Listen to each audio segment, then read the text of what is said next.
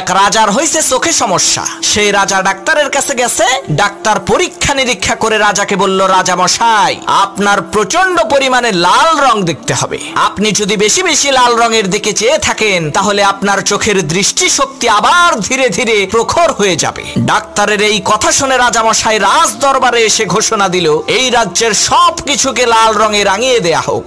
রাজার ঘোষণা অনুযায়ী রাজমহল সহ রাজমহলের সমস্ত ফার্নিচার এবং আসবাবপত্রের রং লাল করে ফেলা হলো। কিছুদিন পর সত্যি সত্যি রাজার চোখ ভালো হয়ে গেল। এ কারণে রাজা খুশি হয়ে সেই ডাক্তারকে রাজমহলে আমন্ত্রণ করলো। রাজমহলে ঢুকে ডাক্তার বলল, মাশাআল্লাহ, এ রাজমহলের সবকিছু লাল কেন? তখন রাজা বলল, ডাক্তার সাহেব, লাল রং দেখলেই তো আমার চোখের জ্যোতি বৃদ্ধি পায়। তখন ডাক্তার বলল, রাজা মশাই, আপনি এই মহলের সব কিছুর রং লাল না করে যদি চোখে একটা লাল চশমা পড়তেন তাহলেই তো দুনিয়ার সবকিছুর রং আপনার কাছে লাল হয়ে যেত। এত ঝামেলা করার